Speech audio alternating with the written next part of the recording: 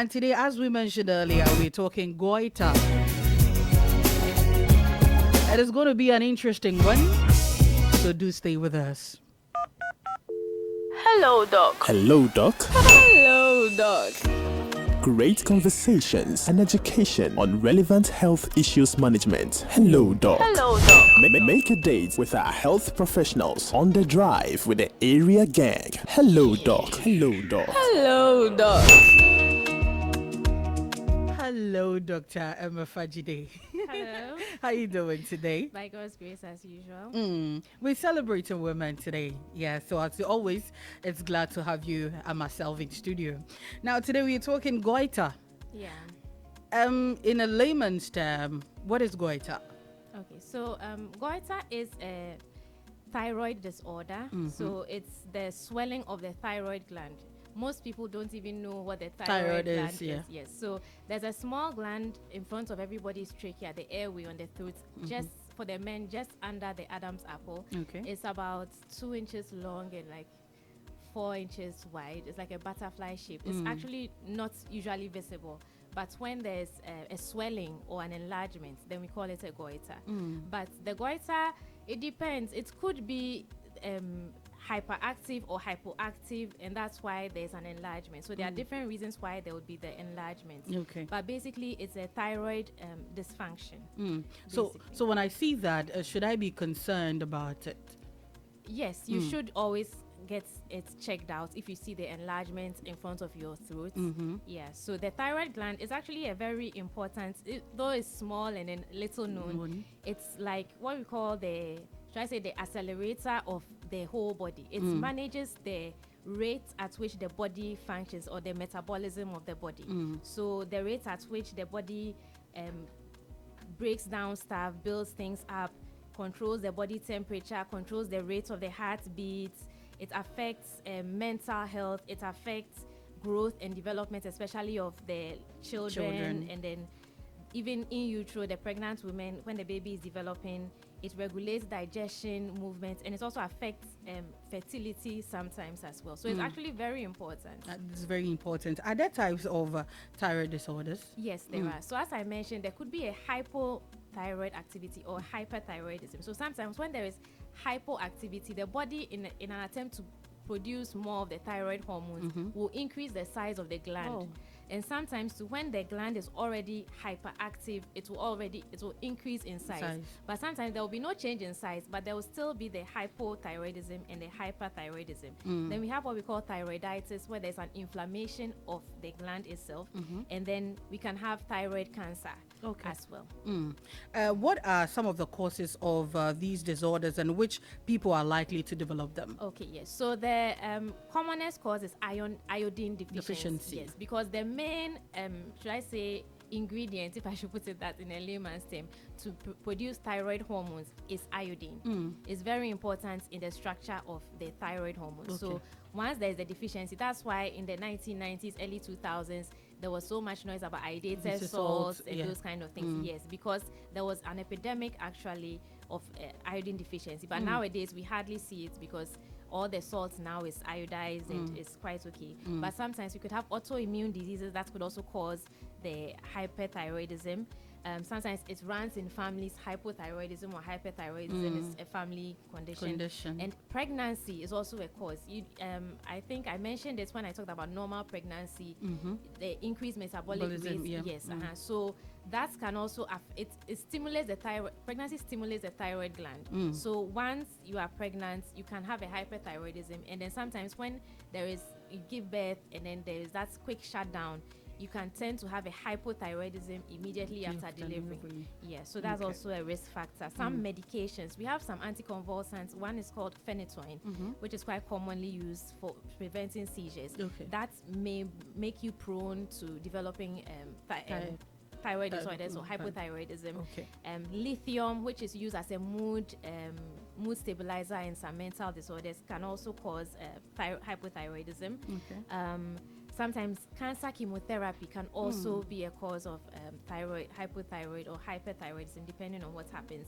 And then sometimes even heart medication to control the rhythm of the heart can also prevent the absorption of iodine in the body and then lead to hypothyroidism. So if you're on chronic medications, especially the psychiatric ones and then the heart ones, you should check if maybe they might have an effect on your thyroid as well. And also radiation therapy if you have cancer, or those who work with radiation, like those who work in the CT scan rooms, the radiographers, x-rays and all those things, they are also at risk of developing the either hypo or hyperthyroidism from the radiation. And usually women are 5 to 8 times more likely to develop thyroid disorders, and that's usually associated with a pregnancy. Also, people who are above the age of 60 years can also develop hypothyroidism or hyperthyroidism as well. Yeah, so those are the people who are more likely to get it. Okay, now what are the different symptoms of each of the thyroid disorders? Okay, so as I mentioned, the main functions of the thyroid is like to keep the rates of the body's metabolism. So if there's hypothyroidism, then things are all slowing down. Okay, so then you would have dry skin, constipation, memory problems, slow heart rate. They can also have this constant tiredness and fatigue, and they tend to gain a lot of weight because instead of the food being broken down to glucose to expend energy, it takes too long and it ends up being turned into fat. Yeah, so that's the hypothyroidism. The hyperthyroidism, they are burning a lot of energy, so they actually lose a lot of weight very quickly, and they have very fast heartbeat. They have a lot of anxiety. They have shaky hands, trembling hands, excessive sweating, frequent bowel movements, and those who have the menstrual cycle, they bleed frequently. And they bleed a lot. Sometimes they have diarrheas. Sometimes they have what we call heat intolerance. So the little heat, and they feel very hot. So they can't stand the least bit of heat. So they have to be in like air-conditioned rooms or a very cool place all the time. So that's hyperthyroidism. Goiter, it could be either hypo or hyper, but generally it's just the swelling that is the main problem. So sometimes when the swelling is so big, it can compress in the airway and you might not be able to breathe well. Sometimes it affects the voice box as well. Yeah, and sometimes you can be having coughing and difficulty swallowing. Yes. So that's the main issue with goiter itself, but hyper and hypothyroidism are those two. Okay, now are there treatment options available for goiter and then the thyroid disorders? Yes. So the thyroid disorders, if there's hypothyroidism, you have to supplement with the hormones. So you do a hormone replacement therapy for the thyroid hormones. How is it done? Oh, it's a medication. Levothyroxine is a daily dosage of the medication you take. Once they do the lab test and then they see your levels are very low and you need to be supplemented. Yes. Or if it's hyperthyroidism, then they have to give you medications that block the production of the thyroid hormones. Sometimes they do this radioactive treatments where they give this radioactive iodine so that it would break down the cells that are overproducing the thyroid hormones. Yes, and usually the hyperthyroidism, they would actually do a surgery to remove the hyperactive tissue. So sometimes they have to remove the whole thyroid and then put you on hormone replacements, because if they leave it there, it will just be hyperactive throughout. Okay. And the goiter surgery, sometimes it's just for cosmetic purposes, because you might have normal functioning thyroid, but it's very enlarged. And the ladies don't like it. The men don't care, but the ladies, it's a problem. It's a problem. I wouldn't feel comfortable with that. Yes, and usually if it's cancer, then you know the chemotherapy, surgery, radiotherapy routes. For you. How can lifestyle changes impact the thyroid health? Talk of diet, exercise, or other things. Yes. So the important thing is the taking of the iodized salt. So it's better to take the iodized salt than just the local salt, which is not treated. But the temptation is for people to try to take excessive amounts of iodine, but that can also lead to hyperthyroidism. So everything in moderation. Yes. So you just have to monitor your diet, have a balanced diet, and use the iodized salts. There are other like vitamins and nutrients, selenium, zinc, vitamin D, but that you can get that from a normal balanced diet. You don't need to be taking in supplements generally. Yes. Another thing is exercise, just the normal physical activity to keep the heart rate going and all that.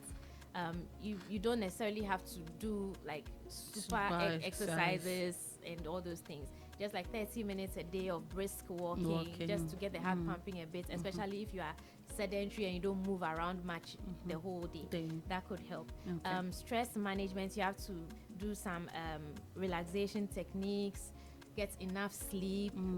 And then if you are dealing with like a lot of stresses and a lot of maybe difficulties, maybe you need some counseling and people to help you with things.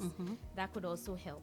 And as usual, avoid smoking, avoid drinking alcohol excessively. I would always say it. And if you are having a hyperthyroidism, you should avoid caffeine. Yes, because that will push the heart rate further up, and that could cause problems for you. Okay. Now, how can one manage their thyroid condition and also even prevent complications? Yes. So it's important to see your doctor regularly, to keep monitoring. So usually they monitor the levels. Once you are stabilized, they monitor every 6 months or so, just to make sure everything is okay. If it's been okay for a while, maybe once a year they do it. So you have to just keep with your medications, keep going for reviews. Don't skip doses of your medications, because that also affects the body. The rate is up, the rate is down. It doesn't help. So you have to stick with your medication the best way you can. And then if there are warning signs, so if maybe you have very severe fatigue, confusion, or a very slow heart rate, people who have it, they feel it, they know what it feels like. It's difficult to describe. When you talk about palpitation, that one everyone knows your heart is beating very hard. Normally you shouldn't be feeling your heart beat, but then with the hyperthyroidism, you feel the heart beating very fast or beating very hard. Yes, so then you should know that you should go to see a doctor. Or if you're having chest pain or any of the difficulty in breathing from the goiter or anything that makes things more difficult, see a doctor as soon as possible so that they can intervene. Okay. As we're wrapping up, I want to ask, can the thyroid disorders have impact on one's mental health? Most definitely. It's a very big part of the thyroid disorders. Because hypothyroidism, they might go into more of depression, and then hyperthyroidism, they might have more of the anxiety disorders. Yes. So it's very important that if you have been diagnosed of either of the two, you have to seek some psychological counseling and help. You don't necessarily have to be put on psychiatric medications. That should not be the first point of call, especially if it's hyperthyroidism. Once the doctor has diagnosed hyperthyroidism, they won't give you antidepressants. But then you should have to find ways to manage your mental health. So maybe if you realize that working so many hours doesn't help, you have to cut down on those working hours. Yes, if you have to avoid certain people who are always stressing you out, then you avoid them and all those kind of. So you have to take the general measures around your lifestyle. Yes, to control it. It's not the best to control these things with psychiatric medications. All right. To wrap up, is there any other thing you want to add as we say bye-bye? Okay, so just self-care is very important. So you have to take good care of yourself. Sleep hygiene is very important. And then your nutrition. So don't go and say, I want to take extra iodine. No, that is also not the best. Everything in moderation. Just keep a balanced diet and do everything in moderation. Don't be eating excessively of anything at all, and you should be fine. You should be fine. That is Dr. Emefa Dzide. Remember, she is a senior medical officer at the Wejagbawi Municipal Hospital. If you have any issue, just go there and talk to her, and she will readily attend to you. Thank you so much, Mom, and have a wonderful Wednesday. Thank you, too. All right, so we end Hello Doc here.